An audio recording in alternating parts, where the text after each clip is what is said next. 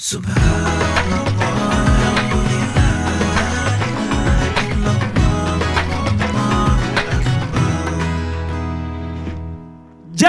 oh jamaah. Alhamdulillah. Alhamdulillahirabbil alamin. Kembali lagi di Islam Itu Indah, jamaah Islam Itu Indah dan rahmati Allah, Masya Allah ya.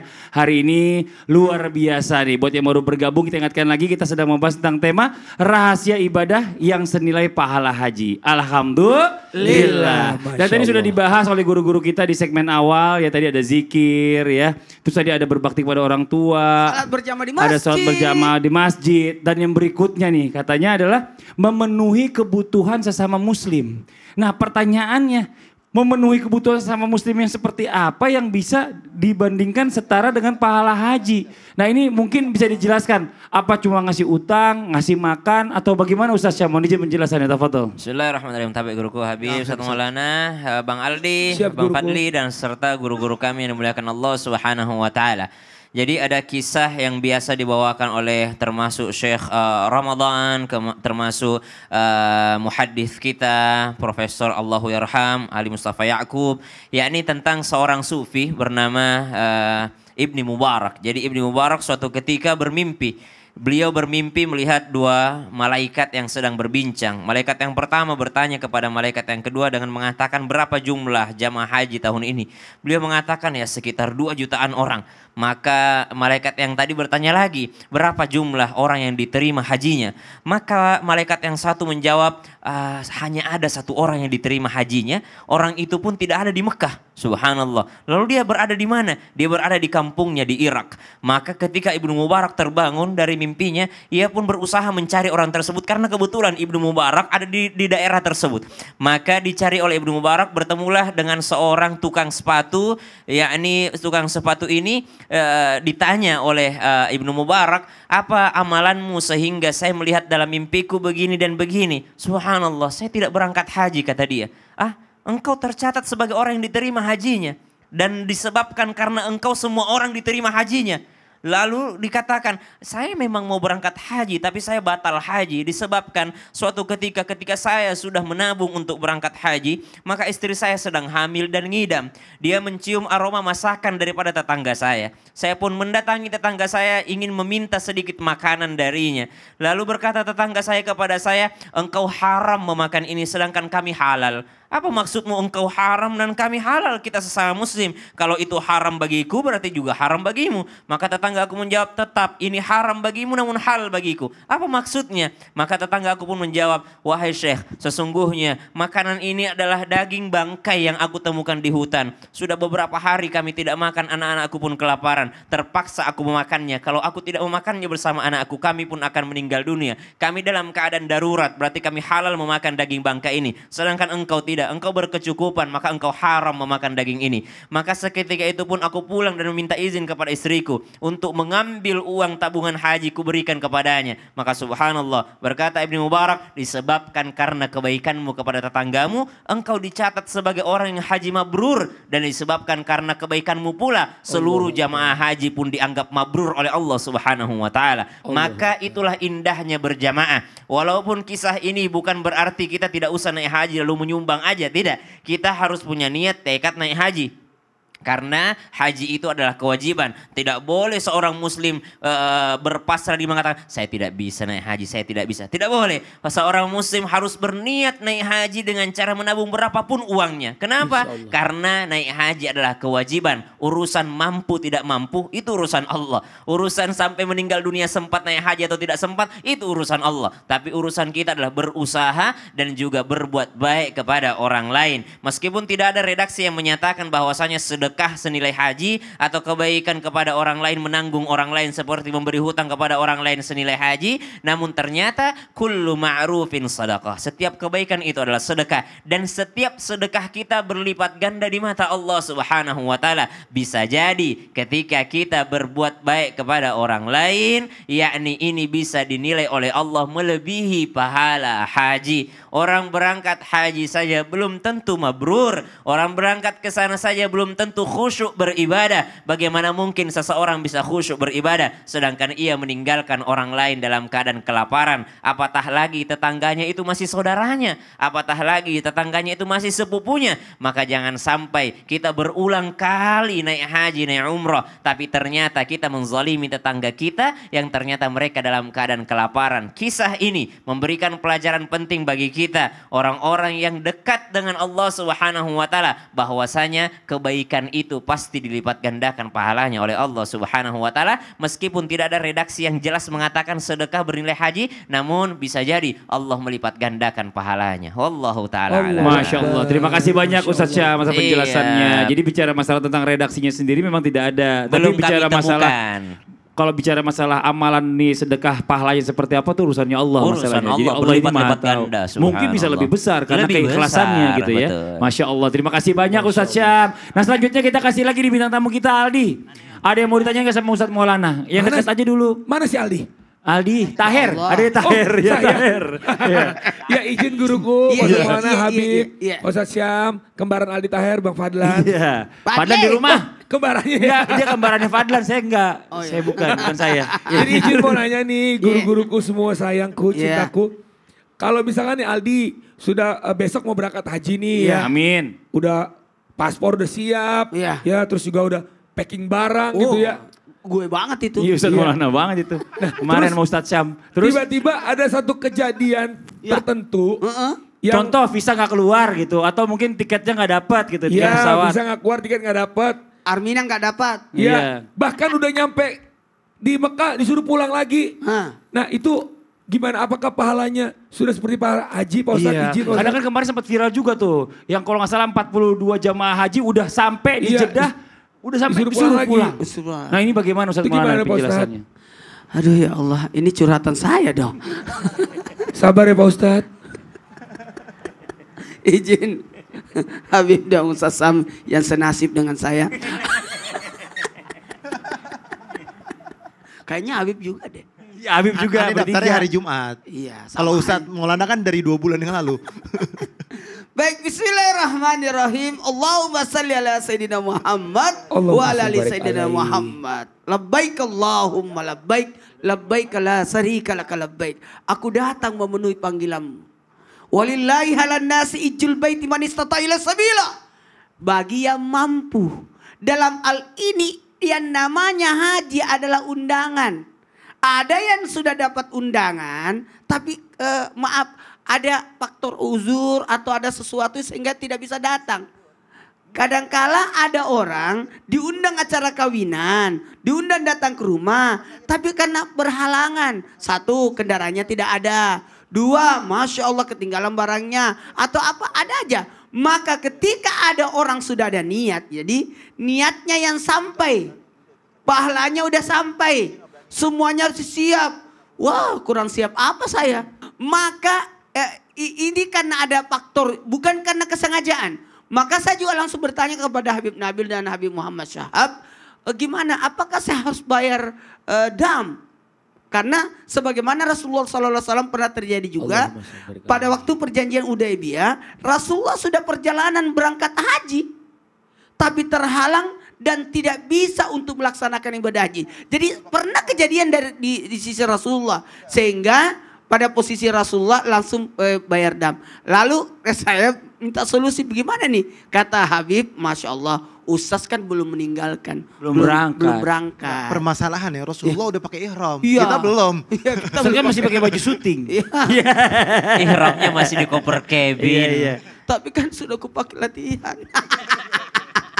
Maka setiap yang berniat akan mendapatkan pahala. Apanya sampai niatnya. Ketika orang berniat kebaikan, pasti dia sudah dapat pahalanya. Masya Allah. Nah, dan ketika dia sudah melakukan, maka sempurnalah amalan itu.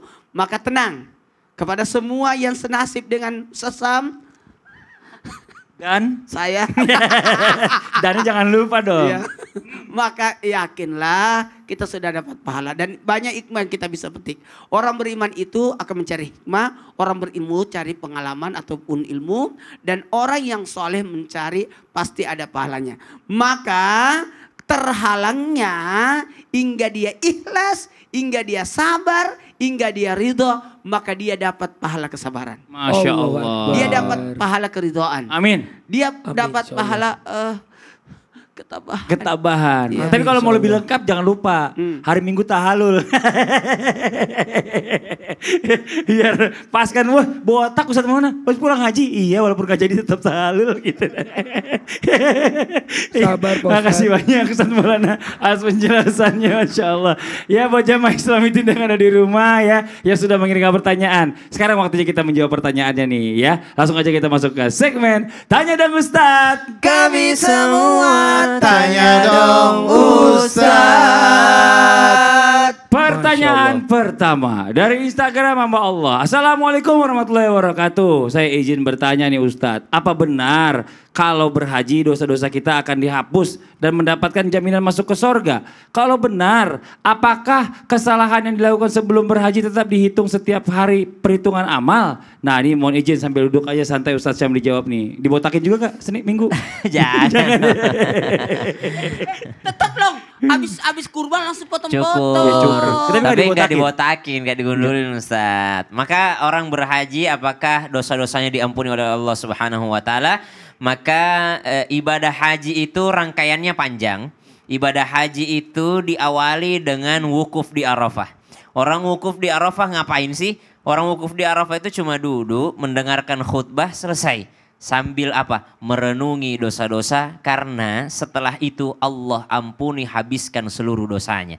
Lalu setelah itu orang dari wukuf di Arafah ngapain? Mereka akan ke Muzdalifah ngambil batu-batu, yakni bekal untuk melontar jumrah atau melontar setan, iblis. Maksudnya apa? Setelah dosa kita diampuni habis oleh Allah Subhanahu wa taala, maka pada saat itulah setan akan mulai lagi menggoda kita. Jadi jangan pikir setelah haji habis dosa. Habis dosa memang, tapi masih di Muzdalifah saja itu setan udah berusaha. Makanya kita udah ngambil modal lagi, ngambil bekal untuk melawan setan tersebut, untuk melontar jumrah. Kenapa? Karena ternyata kembali lagi setan menggoda manusia melalui senjata-senjatanya sehingga bisa melakukan maksiat kembali, melakukan dosa kembali. Maka subhanallah, ketika kita habis ibadah haji, insya Allah Allah ampuni dosa-dosa kita dan bisa menjadi modal kita ke surganya Allah Subhanahu wa taala. Namun pahala haji yang kita bahas hari ini termasuk juga ketika kita melaksanakannya, insya Allah Allah bisa mengampuni dosa-dosa kita. Masya Amin, Allah. amin. Jadi hari Minggu tahalul, hari Senin nanti kita jumroh di sini aja ya.